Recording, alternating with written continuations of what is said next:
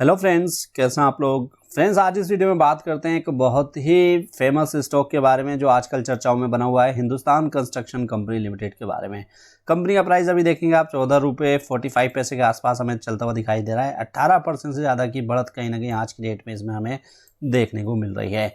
तो बात करेंगे कि आखिर ये 18% तक का जंप अचानक से स्टॉक में क्यों आ रहा है, उसके बारे में भी बात करेंगे और साथ में कंपनी के एनालिसिस करके देखते हैं कि क्या कंपनी में इन्वेस्टमेंट करना अब सही है। पिछले कुछ दिनों की बात करें तो पिछले 1 मंथ में 13% के पॉजिटिव रिटर्न्स यहाँ पर दिखाई दे रहे हैं। 6 मंथ की बात करेंगे तो 6 महीने में 11% के आसपास के नेगेटिव रिटर्न्स यहाँ पर हमें दिखाई देते हैं। 1 ईयर की बात करें तो 1 ईयर में 47% के पॉजिटिव रिटर्न्स बने हुए हैं। और बात करें अगर 5 ईयर्स की तो 5 साल के टाइम पीरियड पर काफ़ी बड़ी गिरावट यहाँ पर हो रही है। लगभग 53% तक की गिरावट कहीं ना कहीं स्टॉक में हमें देखने को मिली है। अब अगर आज की बात करें कि आज की डेट में 18% तक का जंप क्यों देखने को मिल रहा है, तो चलिए सीधा मैं आपको न्यूज़ के ऊपर लेकर चलता हूं। अब न्यूज़ के ऊपर आएंगे आप तो यहाँ पर आपको पता लगेगा कि ये कंपनी कहीं ना कहीं एक डेट रेजोल्यूशन प्लान को कंप्लीट करती हुई दिखाई दे रही है, जिसके चलते यहाँ पर काफ़ी बढ़िया बढ़त देखने को मिल रही है। अब आपको पता है कि हिंदुस्तान कंस्ट्रक्शन के ऊपर एक काफ़ी भारी भरकम डेट है और इस डेट में से लगभग 2854 करोड़ रुपए कंपनी रीपे करती हुई हमें दिखाई दे सकती है, या इस डेट को ट्रांसफ़र हमें करती हुई दिखाई दे सकती है। यानी कि जो लेंडर्स हैं जिनको इस कंपनी से पैसा लेना है, उनको 2854 करोड़ रुपए की कहीं ना कहीं कन्फर्मेशन मिलती हुई दिखाई दे रही है। तो ये पूरा कहीं ना कहीं डेट रेजोल्यूशन प्लान निकलकर सामने आ रहा है, जिसके चलते आज इस कंपनी में काफ़ी बढ़िया बढ़त और ख़रीदारी हमें देखने को मिल रही है। अब मैं सीधा आपको कंपनी के कुछ डिटेल्स के ऊपर लेकर चलता हूँ और उसको चेक करते हैं कि क्या कंपनी में इन्वेस्टमेंट करना सही रहेगा। तो इसको चेक करने के लिए देखिए, मैं आपको इस कंपनी के पहले कुछ बेसिक से डिटेल आपको बता देता हूं। कंपनी की अगर मार्केट कैप देखेंगे आप 2177 करोड़ रुपए की मार्केट कैप है, यानी कि एक स्मॉल साइज कंपनी है मार्केट कैप के हिसाब से। 14.4 जैसे मैंने आपको बताया कंपनी का अभी करंट प्राइस हमें देखने को मिलता है। और बुक वैल्यू आप देखेंगे यहाँ पर नेगेटिव बुक वैल्यू दिखाई दे रही है -5 की। अब नेगेटिव बुक वैल्यू क्यों बनी हुई है? क्योंकि इस कंपनी ने पास्ट में कुछ काफ़ी बड़े बड़े लॉस पोस्ट किए हैं, जिसके चलते कंपनी की बुक वैल्यू अब नेगेटिव हो चुकी है। कंपनी का 52 वीक हाई देखें 20 रुपये के आसपास हमें दिखाई दे रहा है। 52 वीक लो देखें 9 रुपये के आसपास दिखाई देता है। कंपनी कोई भी डिविडेंड पे नहीं करती है अपने इन्वेस्टर्स को। आरओसी की बात करें तो यहाँ पर कोई भी आरओई की बात करें, रिटर्न इन इक्विटी की, तो यहाँ पर कोई भी डिटेल उसकी दिखाई नहीं दे रही है।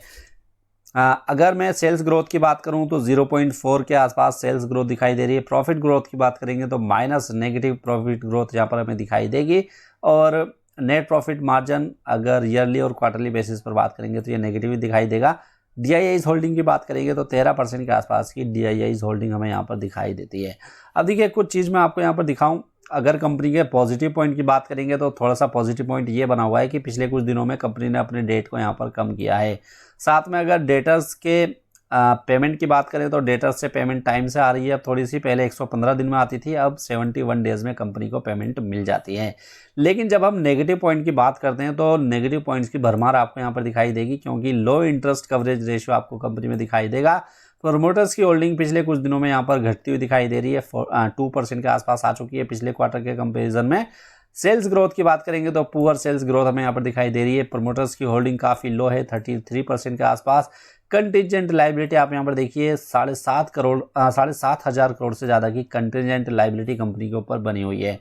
कंपनी के जो प्रमोटर्स हैं उन्होंने अपनी पूरी हिस्सेदारी लगभग प्लेज रखी हुई है, यानी कि गिरवी रखकर उसके अगेंस्ट में पैसा उठा रखा है। तो ये भी एक बड़ा नेगेटिव पॉइंट कंपनी के लिए निकल कर सामने आ रहा है।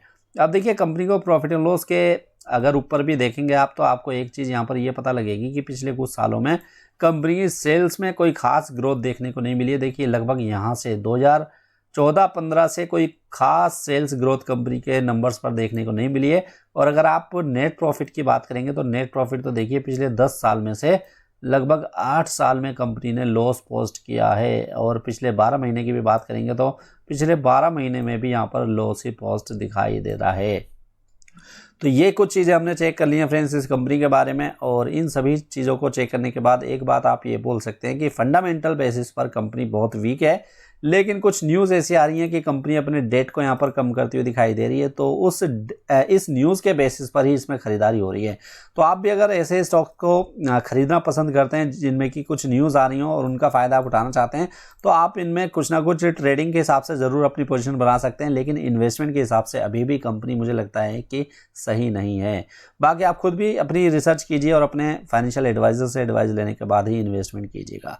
उम्मीद करता हूँ आपको ये वीडियो अच्छी लगी होगी। वीडियो अगर अच्छी लगी तो इसको लाइक करना मत भूलिएगा। चैनल पर नए आए हैं तो इसको सब्सक्राइब ज़रूर कीजिए। तो चलिए मिलते हैं नेक्स्ट वीडियो में, जब तक के लिए गुड बाय।